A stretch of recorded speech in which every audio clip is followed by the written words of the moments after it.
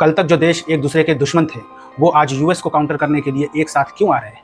अगर मैं बोलूँ कि इंडिया और चाइना मिलकर एक ऐसा यूनियन बनाए जो यूरोपियन यूनियन की तरह हो, जिसके बॉर्डर खुले हो और बॉर्डर पे कोई डिस्प्यूट ना हो, कैसा लगेगा? गलवान वैली में हमारे 20 जवान शहीद हुए, उसके बावजूद भी हम आज चाइना से डिप्लोमेटिक चैनल ओपन कर रहे हैं। क्या यह सही होगा? अमेरिका खुलेआम धमकी देता है, वो बोलता है हमारे साथ ट्रेड करो, नहीं तो टैरिफ के लिए तैयार रहो। नमस्कार, विजनरी इंडियंस के आज के इस वीडियो में आपका स्वागत है। आज हम बात करने वाले हैं कि यूएस के द्वारा लगाए हुए टैरिफ का हमारे एशिया में और चाइना, इंडिया के ऊपर क्या इम्पैक्ट पड़ रहा है। आप नोटिस किए होंगे कि यूएस लगभग उन सभी देशों के ऊपर टैरिफ मार चुका है जो उसके साथ ट्रेड करते थे। इंडिया और चाइना भी टैरिफ की मार झेल रहे हैं। इंडिया और चाइना पूरे वर्ल्ड का मैन्युफैक्चरिंग हब है। ये यहाँ पे सामान बनाते हैं और पूरी दुनिया में एक्सपोर्ट करते हैं। इनके ऊपर टैरिफ लगाना मतलब इनकी इकोनॉमी को सीधा सीधा हैम्पर करना। आइए समझते हैं जियो पॉलिटिक्स में वो कौन से चेंजेस आ रहे हैं, हमारी इकोनॉमी पे टैरिफ किस तरह इम्पैक्ट कर रहा है।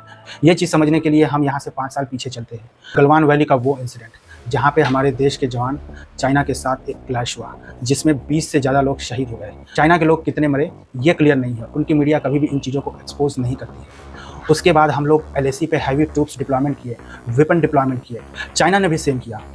उसके बाद हमारे ऑफिशियल्स चाइना के साथ एक हाई लेवल मीटिंग बैठाए, जिसमें इस मैटर को डी एस्केलेट करते हुए सारे ट्रूप्स और वेपन्स को वापस ले लिया गया।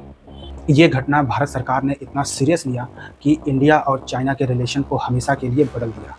भारत सरकार ने उस समय 50 से ज़्यादा चाइनीज़ ऐप को बैन किया। भारतीय जनता ने चाइनीज़ प्रोडक्ट का बहिष्कार किया और हम लोगों ने मेक इन इंडिया के अंतर्गत जितना हो सके हम आत्मनिर्भर हुए और चाइना से ट्रेड कम से कम करते गए। अच्छा, बदले में चाइना ने भी कुछ स्टेप लिया। वो वर्ल्ड फोरम पे जहाँ जहाँ इंडिया को पीछे कर सकता था, वहाँ पे वो अपने पावर का इस्तेमाल करके वो किया। पाकिस्तान के साथ अपने रिलेशन मजबूत किया। पाकिस्तान के साथ जो देश अपने रिलेशन मजबूत करते हैं वो इंडिया को एकदम पसंद नहीं आएंगे, और वही काम चाइना ने किया। चाइना ने पाकिस्तान को वेपन बेचा, डिफेंस डील किए, अपने रिश्ते पाकिस्तान के साथ मजबूत किए, और ये एक भारत के लिए बहुत बड़ा थ्रेट बना। अभी की बात किया जाए तो डोनाल्ड ट्रंप ने हमारे ऊपर 50% का टैरिफ लगाया है। चाइना के ऊपर भी कुछ टैरिफ है। दोनों देश इस जगह पे खड़े हुए हैं कि उनको यूएस के टैरिफ की मार झेलनी पड़ रही है। जिस चाइना को हम लोग दुश्मन समझते थे, उसके साथ एक डिप्लोमेटिक चैनल ओपन होता दिखाई दे रहा है। न्यूज़ में ऐसा आया कि हमारे प्रधानमंत्री नरेंद्र मोदी जी SCO समिट में चाइना जाएंगे। एशिया के जियो पॉलिटिक्स में ये एक नया डेवलपमेंट, आई थिंक इससे पहले मैंने कभी भी हिस्ट्री में देखा नहीं। अगर बात करें इंडिया चाइना मिल के यूएस को एक साथ काउंटर करें, तो ये शायद हिस्ट्री में पहली बार होते हुए दिख रहा है। तो इस डेवलपमेंट को हम किस नज़र से देखें? क्योंकि अगर आप खुद से ये सवाल पूछे कि क्या चाइना एक हमारा ट्रस्टेड पार्टनर हो सकता है, तो आंसर इज़ नो। चाइना के साथ ये डिप्लोमेटिक चैनल जो ओपन हो रहा है, उस पर हम कतई भरोसा नहीं कर सकते। मैं ऐसा क्यों बोल रहा हूँ? क्योंकि इंडिया और चाइना की प्रॉब्लम आज एक है। वो आज एक ऐसे देश का सामना करने जा रहा है जिसको अकेले सामना करना बहुत मुश्किल है।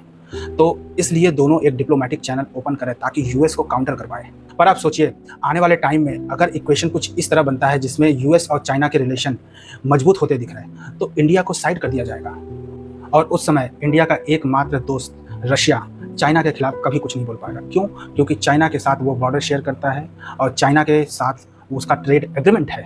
तो वो इंडिया के लिए एक बहुत बड़ा पार्टनर और पड़ोसी कभी वो लूज़ करना नहीं चाहेगा।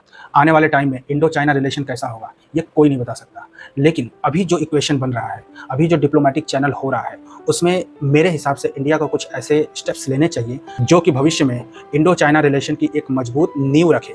मेरे हिसाब से इस अपॉर्चुनिटी को एक गोल्डन अपॉर्चुनिटी की तरह देखते हुए इंडिया और चाइना को एक एशियन यूनियन बनाना चाहिए। वैसा ही यूनियन जैसे यूरोपियन यूनियन है, वैसा ही रिलेशन जैसे इंडिया और नेपाल का है। इससे हमारा फ़ायदा है, इससे चाइना का भी फ़ायदा है, क्योंकि हमारे बॉर्डर डिस्प्यूट एकदम से ख़त्म हो सकते हैं। अक्साई चीन जो चाइना के पास है, उस पर हम विक्ट्री पा सकते हैं। अरुणाचल प्रदेश जिस पे चाइना क्लेम करता है, वो भी LAC से अपने ट्रूप्स हटा सकते हैं, उसको पाकिस्तान बांग्लादेश बॉर्डर पे डिप्लॉय कर सकते हैं। क्योंकि LAC पे अगर आप देखें तो चाइना और इंडिया दोनों तरफ से भारी डेवलपमेंट हुआ है। LAC पे जो पैसे हम लोग डाल रहे हैं, LAC पे जो चाइना भी पैसे डाल रहा है, वो भी बच सकता है, वो दोनों देश के डेवलपमेंट पे लगाया जा सकता है। अब आप पूछेंगे कि इंडिया और चाइना के बीच के बॉर्डर को ओपन कैसे किया जा सकता है, तो मेरे हिसाब से एक इसका सलूशन है। क्योंकि अगर आप देखेंगे तो इंडिया और म्यांमार के बीच में एक ऐसा गांव है जहां पे लोग डुअल सिटीजनशिप रखते हैं, वो इंडिया के भी है और म्यांमार के भी है। वैसे ही LAC पे ये फार्मूला लगा सकते हैं अगर ज़रूरत पड़े तो। इंडिया के लोग चाइना में, चाइना के लोग इंडिया में आ सकते हैं। वो यहाँ पे और चाहे हम वहाँ पे रह के काम कर सकते हैं। इसके लिए सिर्फ एक work permit, may be I would say job card, ये लेके जा सकते हैं। आई डोंट नो ये कितना पॉसिबल है, पर अगर चाइना और इंडिया मैच्योरिटी दिखाए तो ये पॉसिबल हो सकता है। इससे एशिया का जियोपॉलिटिक्स हमेशा के लिए बदल सकता है। इससे एशिया में पीस हमेशा के लिए कायम हो सकता है।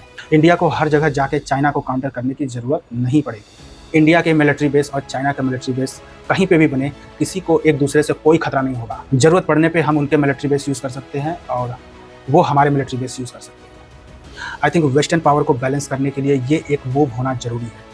इसमें अगर चाहे तो रशिया, जापान, साउथ कोरिया, जो भी इंटरेस्टेड कंट्री है वो धीरे धीरे ले सकते हैं, पर अभी ये एक गोल्डन अपॉर्चुनिटी है चाइना के साथ और इस बात की पहल करनी चाहिए। आपको ये क्या लगता है, ये कितना फिजिबल है और ये कहाँ तक जा सकता है?